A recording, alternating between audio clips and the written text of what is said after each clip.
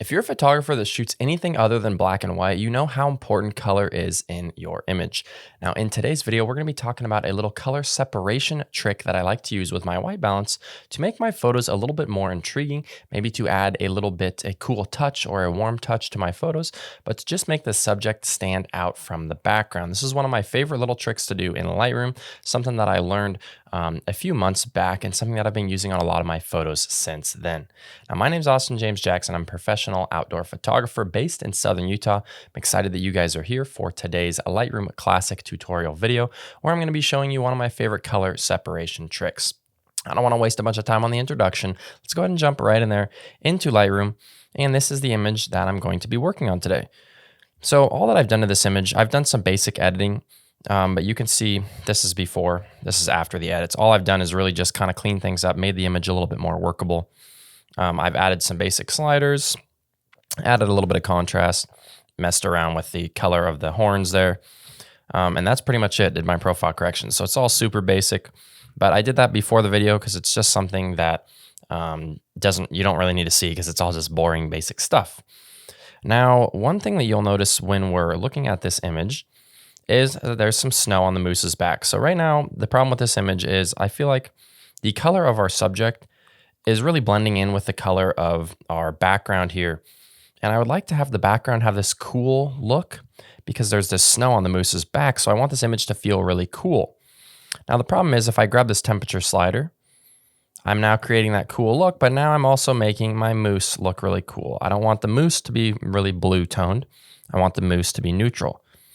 So that's where we can actually go in and do what I'm going to show you in today's video, which is to use a temperature or tint change to just one part of the image and not the other. So we're going to go into Lightroom Classic's masking tools. If you aren't aware of how to use the masking tools in Lightroom Classic, I'll link a video here where I talk all about it. But otherwise, even if you just have a basic understanding, this should be pretty easy to use. Now, within the masking tools, we're going to go to make a selection. So we need to basically what we need to do is make a selection of the subject and make a selection of the background. Then on the background, we are going to tone that a little cooler. And on the subject, we're going to tone it warmer or not tone it at all so that it stays consistent. So you can try and select a background, but typically I think subject selection works best.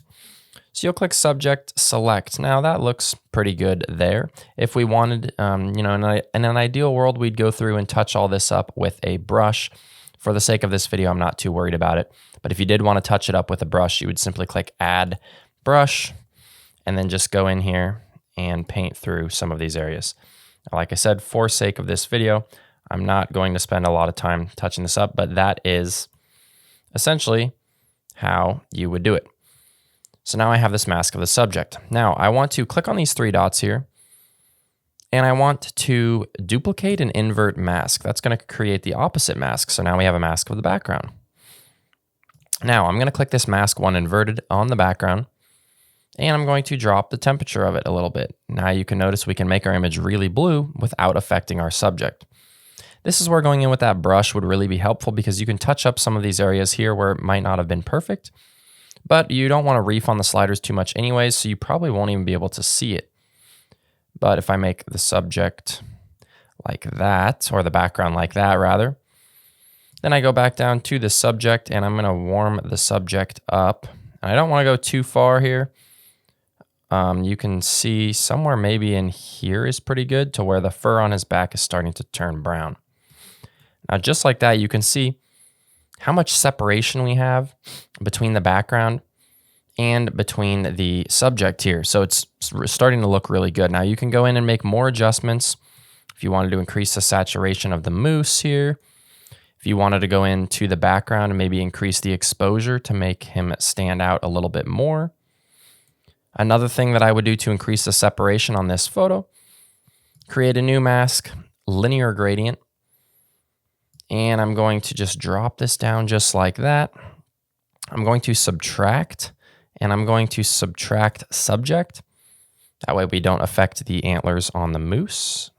Then I will just increase the exposure in the whites, and I will probably grab this gradient just like that, just to kind of brighten the background just a little bit. And you can see now we've created this cool look without making our mousse look cool. A lot of photographers make the mistake of going in and they will just cool the whole image down and then their subject doesn't look quite right. So now because our subject is not cooled down, you can see it actually looks pretty good because our subject looks natural and realistic while the background also looks natural and realistic in my opinion. Now, if you're starting to notice things like this, I will scroll over here if it lets me. Right here, you can see the problem is, I think on this mask here, this is not selected. So again, we'd go in with the brush. Yeah, and you can see it doesn't quite select that area. And we would want to make sure we have the brush. We're on subtract right now. That's the problem. I think we want to be on add brush. Then we'll paint in through here. You can adjust your settings. So with this technique, Lightroom's selections aren't perfect, but you can go in and touch them up. You can make a little bit better selections in Photoshop, but this is always something that I would do. Go back through later and touch this up because you don't want to have to go back, when you print this image and say, wow, what the heck happened? So touch this stuff up as much as you can, as much as you see it, but that's looking a lot better now. So that can be a great thing to do with any image where there's a subject and a background and you want to create a little bit of both separation and tell a little bit of story with your image. You can see how in this image, I just really kind of showed off the coolness and how cold it was outside compared to the moose. And in addition to that, I made him stand out from the background.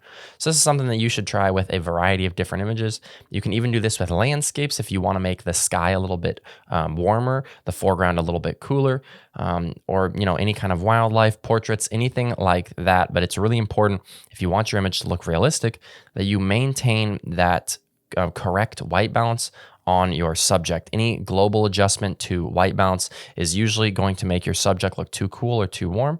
So by doing this, you can maintain that realistic look.